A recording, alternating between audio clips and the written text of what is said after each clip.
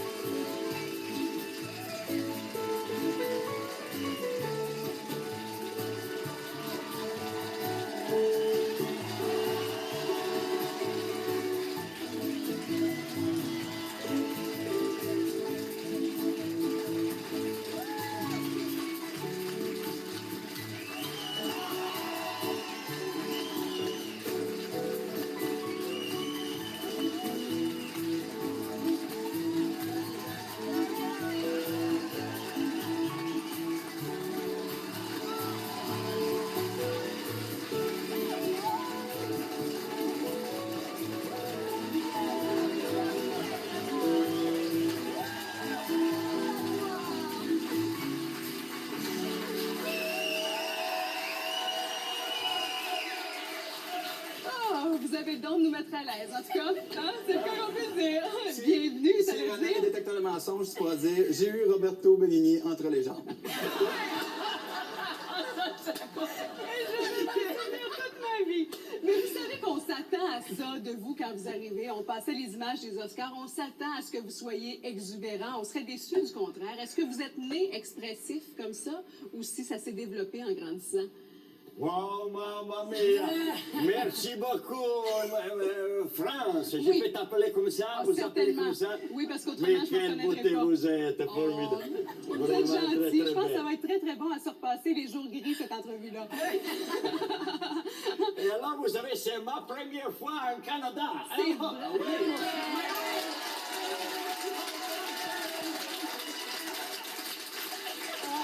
je suis vraiment tellement, comment on dit, l'exubérance. Oui. Donc, j'ai envie de vous démontrer l'amour que j'ai d'être là. Oui. Dans cette terre formidable, la plus grande du monde. Quelle beauté d'être là. Je suis plein de joie comme un melon d'eau. Comme plein de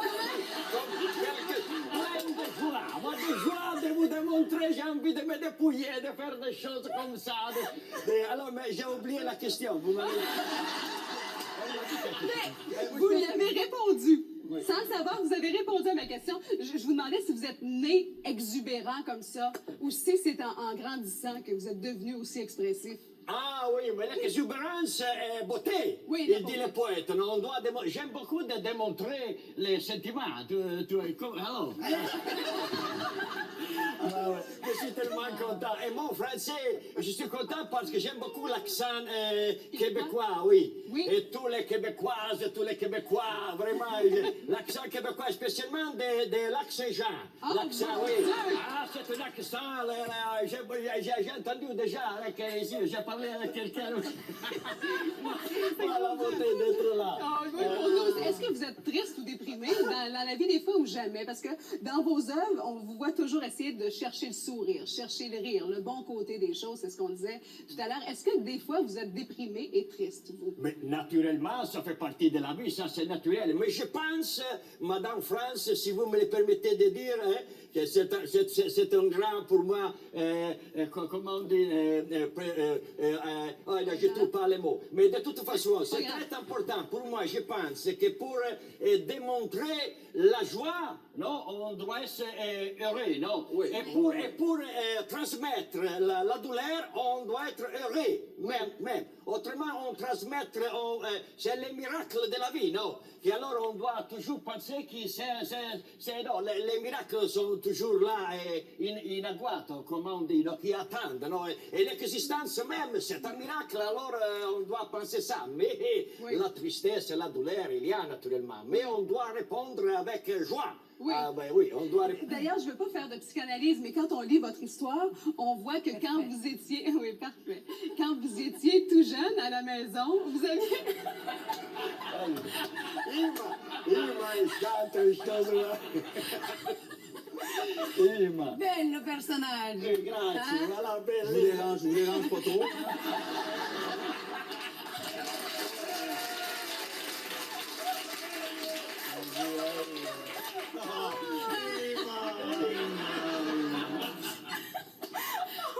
Est-ce que j'ai compris que la première femme que vous vous avez fait rire dans votre vie, c'est votre mère. Ah oui, naturellement. Les souris de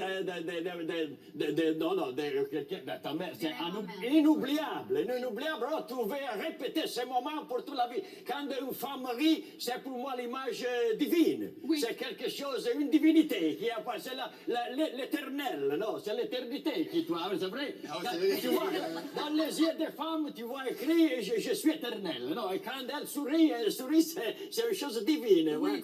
Comme maintenant. Non, tu peux pas retenir la passion. Non, je voudrais, mais en s'enfonçant dans l'abîme d'un amour inoubliable avec vous maintenant. Non? Ah, non? Ah oui, ah oui. Moi, j'espère tellement qu'il y a quelqu'un qui enregistre ça ce soir-là. C'est toutes nos blondes qui vont me dire, Oui. à moi, pourquoi t'es pas plus comme Roberto Benigni? Oui, Pourquoi t'es plate de même à la Mais maison? ça fait 25 ans et puis vous êtes avec votre femme qui est aussi votre muse, qui est aussi votre partenaire un peu partout. Est-ce que vous la faites encore rire après 25 ans? Ah oui, c'est indispensable. Pas tout le temps, j'espère, mais quelquefois, c'est autrement, c'est non, hein, oui, tout comme ça. Ouais, je comprends tellement. Ah oui, ce sont des choses, parce que l'amour est fort, mais délicat aussi. Non? Alors, ce sont comme des... oui, oui. Ah oui, c'est vrai. Ah oui. Nous le savons. C'est comme une montagne de neige. Non?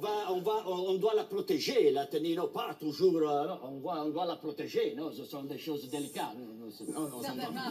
Vous avez le rire, mais vous avez aussi le courage de dénoncer. C'est une partie de vous qui est importante. Aussi, vous l'avez fait pour la guerre en Irak. Vous l'avez fait récemment pour l'homosexualité, encore pour la tolérance. Et vous l'avez fait dans un pays qui est l'Italie, où la religion, la politique, où c'est vu encore comme une déviance. Là, ça prend du courage quand même pour avoir fait ça. Là.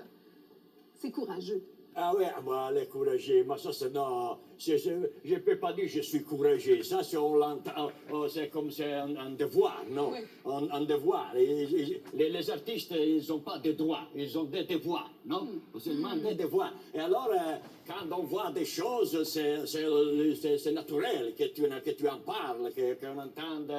Maintenant, nous sommes dans un discours très sérieux, mais naturellement, et très important aussi, Oui. non? Mais vous aviez été banni pendant 1 an des télés en Italie parce que vous aviez appelé Jean-Paul II comment? Un garnement, je pense qu'on dit en français. Non, comment vous là, l'aviez appelé? j'avais joué Oui. dans un festival. Jean-Paul II, non, le pape. Le pape, Oui, le pape. Ma le pape qui est un pape incroyable, non, bellissimo. Alors j'avais joué un peu avec lui, alors ils m'ont dit, hey, mais je l'aimais beaucoup, non.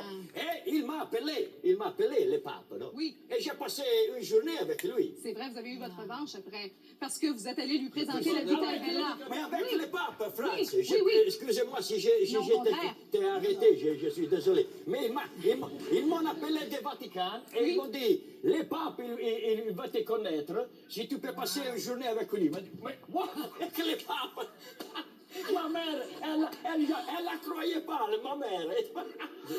Vous avez fait quoi? Avec le Avec le pape, vous avez fait de la course automobile ou du jogging? Non, le pape Jean-Paul II, je l'ai vraiment aimé beaucoup. Hein. C'est vrai? C'était le pape, non, c'est le Oui. pape. Alors, et alors il était assis comme toi. Toi, tu es le pape. Je moi, suis au béni. Québec, ça va. Comme ça, comme moi et lui. Je suis en oui. blanc, je suis le Comme pape, moi ça et va. lui, et il m'a parlé des choses, tu comprends, non? Comme, oui, avec son accent polonais. Oui. Ouais, ma bellissimo. Mais j'étais très émotionné, mon cœur, non? Tu comprends? Parce que c'était vraiment le pape. Non? Le pape. Et il a vu le film avec moi. Il a Oui. vu La vie est belle avec Oui. moi. Nous avons parlé. Et nous sommes ensemble pour tout l'après-midi, un après-midi entier. Non? Ce qui est plus que le président des États-Unis. Oui, c'est comme ça. J'étais étonné de ça.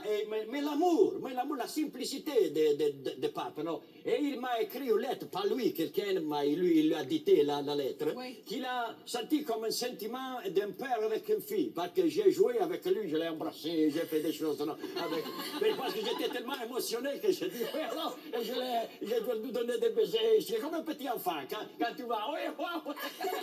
Non, vraiment incroyable, parce que l'émotion de voir le pape, je faisais comme ça, il était le pape. Je vais- Moi, je le fais. Roberto Benigni. Inoubliable.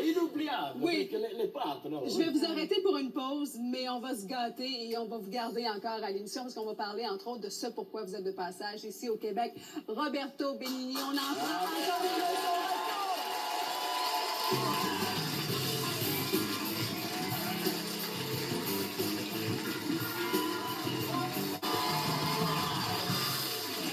Vive la pause commerciale également de retour avec Roberto Benigni qui est toujours de passage, je vous disais, au Québec pour un spectacle qui s'appelle Tutto Dante, où en fait c'est un mélange de lecture de la Divine Comédie de Dante et aussi des considérations personnelles, bon, sur toutes sortes de niveaux, avec des bouts de vie personnels également. Et il paraît qu'à chaque fois que vous arrivez dans une capitale ou dans une grande ville du monde, vous y ajoutez quelque chose que vous avez appris sur les gens de l'endroit. Alors qu'est-ce que vous allez ajouter du Québec ou du Canada? Ça c'est vrai, parce que c'est quelque chose que j'aime beaucoup de le faire. Non, si je suis capable, maintenant je suis à peine arrivé, alors je suis à peine arrivé, alors j'ai déjà vu des choses incroyables. Comme quoi, par exemple? Qu'est-ce que vous avez vu du Québec, là, incroyable? Alors que vous allez ça, mettre cette dans- émission. Ah, vous allez mettre ça dans votre spectacle? Oui, oui, ils m'ont emmené de l'avion ici, tout de suite, Zach, ici. Oui. Oui. Oui, et pourquoi Dante? Vous dites, je me sens comme dans un concert rock, c'est comme un mélange de Beethoven jusqu'à Hendrix. Pourquoi Dante? C'est vrai, non, la musique, parce que la poésie est un rythme, non, et musique surtout. Alors, c'est un langage universel. Universel, il a inventé le langage, non? Et alors, c'est comme entendre vraiment Johann Sebastian Bach et Janis Joplin ensemble, Duke Ellington et Puccini, non? C'est tout le rythme de la poésie, c'est universel, non? On n'importe pas de connaître l'italien. Et pourquoi il est un grand poète, non? Et la poésie, alors, c'est le plus grand poète du monde, le plus grand. Et personne ne parle plus de la vie, de qu'est-ce que non, c'est vraiment lire la Divine Comédie, c'est comme se pencher dans un abîme sans fond, où sont les secrets de notre vie et notre mort. Et surtout la beauté. La beauté incroyable, inépuisable. C'est une beauté, un scandale de beauté, un scandale que tu es là et tu regardes. Mais quand j'étais petit et je lisais la Divine Comédie, j'applaudis moi-même. Bravo Dante! Bravo, tout seul. Mais j'étais tout seul. Les choses que j'entendais, j'éprouvais à les dire comme ça, à les réciter, au monde, non? Comme pour jeter un cadeau. C'est comme présenter la mer. La mer, tu l'as vu, c'est la mer, non? C'est comme, on peut vivre sans lire la Divine Comédie, mais c'est qu'on peut vivre aussi sans avoir vu la mer, non? Mais c'est mieux de l'avoir vu, tu l'as vu. Alors, c'est beau pour un moment comme ça, la beauté, c'est la beauté, je répète, la beauté. Et qu'est-ce que ça change? Quand on a lu Dante, qu'est-ce que ça change sur notre vision des gens? Est-ce qu'on voit les gens différemment? Ah oui, différemment. Après avoir lu la Divine Comédie, Oui. on regarde plus les gens comme avec un œil distrait, non, distraitement. On le regarde comme chacun de nous devient Dante formidable, ma bellissimo. On le regarde comme les écrins d'un mystère, Oui. comme les dépositoires d'un destin immense. Chacun de nous. Même si notre vie, il semble pas exceptionnel à la personne, non, mais il nous fait sentir que nous sommes les protagonistes d'une histoire qui est irrépétible pour l'éternité. Nous sommes uniques, notre unicité. Alors tu dis, mais pas seulement que nous allons voir Dieu, mais que nous sommes Dieu. Mais c'est une chose vraiment que tu restes là comme... Et il a écrit tout pour les yeux d'une femme.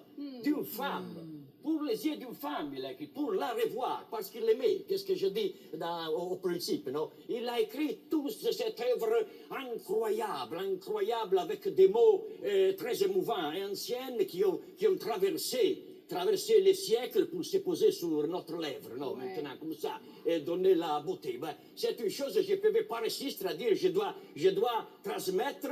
Non, c'est comme quand tu aimes quelque chose, tu dis, je vais Diviser. partager avec quelqu'un que tu es avec. Oui, je vais le partager, ces choses très belles que j'ai trouvées. Non, hein? Oui. J'ai dit et j'ai pensé que j'ai perdu du public. Oui. Mais alors, j'étais étonnant, ils sont encore plus, comme les concerts rock. Oui, No? oui, 1 million de personnes qui vous Non, ont mais vu. mi demandait, ma Benigni, quando fai quel cammino, comme mi demandait, comme les chansons, no? Oui. Mais là, j'étais surprenant, J'ai vu surprenant. faire un rappel. Oui, Oui, c'est un vrai. rappel, c'était surprenant. Faire le tour du monde avec la poésie, c'est étonnant. C'est très important, c'est très bon pour la santé. Quelqu'un qui nous parle des choses incompréhensibles, des mystères. Très bon pour la santé.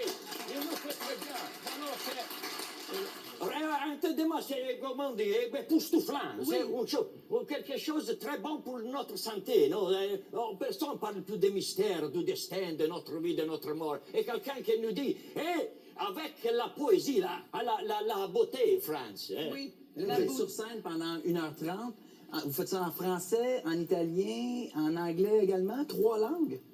3 langues, oui. Non, mais un bon français, c'est... Il est très bon, Non, le il est français. bon. Ah oui, la bonne c'est accent, oui, je bon. sais. Je l'ai fait à Paris une fois en ok. français et ils m'ont dit, est venu un ami de moi, dans ma loge. Ok. Et il m'a dit, Roberto, bravo, tu as très bien fait à prendre la décision de le faire à un ancien Italien.